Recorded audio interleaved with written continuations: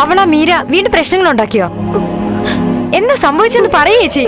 Meera discharge ചെയ്ത് നന്ദു രജനീച്ചി അങ്ങോട്ട് വന്നു. മീര വന്നതുകൊണ്ടാണോ ചേച്ചി?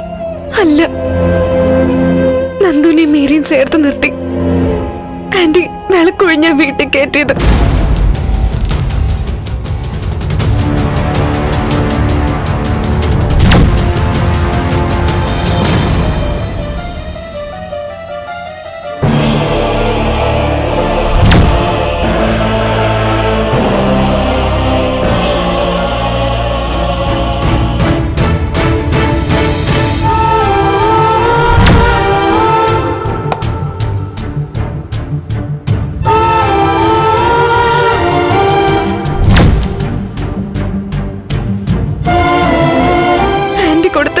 നിലവിളക്കം പിടിച്ച മീര ആ വീട്ടിലേക്ക് കയറിയത്.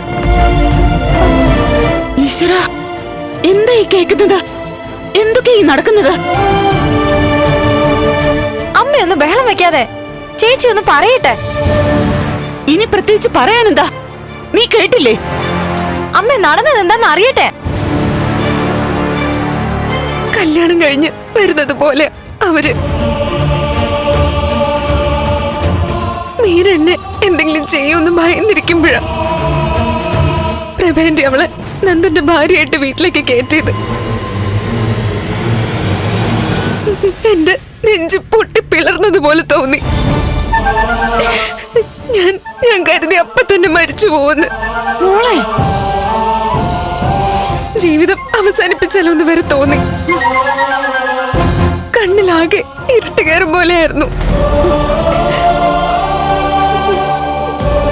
പിന്നെ എനിക്ക് അവിടെ നിൽക്കാൻ തോന്നിയില്ല. മഹാപാപികള്, എന്റെ മോള് നോക്കി നിൽക്കുമ്പോ അവന്റെ രണ്ടാം കെട്ട് നടത്തിയല്ലേ?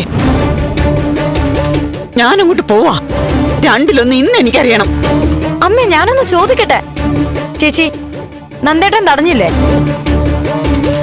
നന്ദുന് ഒന്നും ചെയ്യാൻ പറ്റാത്ത അവസ്ഥയായിരുന്നു. ഒന്നും ചെയ്യാൻ പറ്റാത്ത അവസ്ഥയോ? താലി കെട്ടി പെണ്ണ് വീട്ടിലുള്ളപ്പോ മറ്റൊരു പെണ്ണിനെ ചേർത്ത് വെച്ച് സ്വന്തം അമ്മ വിളക്കെടുത്തൊഴിയുമ്പോ അവൻ ഒന്നും ചെയ്യാൻ പറ്റാത്ത അവസ്ഥയോ? മുമ്പ് അവൻ അവളെ താലി കെട്ടിയതും ഇങ്ങനൊരു അവസ്ഥയും പറഞ്ഞല്ലേ? അവനും കൂടെ അറിഞ്ഞുകൊണ്ടായിരിക്കും ഇതൊക്കെ. അങ്ങനെയൊന്നും അല്ല. പിന്നെ എങ്ങനെയാടി? നീ കൂടുതലൊന്നും സംസാരിക്കേണ്ടി.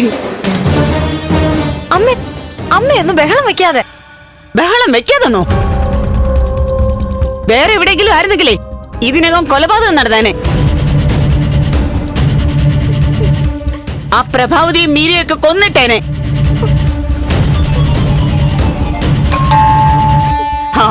അവനായിരിക്കും നന്ദൻ. നിന്നെ കാണാൻ വന്നതാ. ഞാൻ ചോദിക്കാം അവനോട്. അമ്മേ വെറുതെ ഇരിക്കും, വേണ്ട. നിക്കടിയെ കൂട്ട്.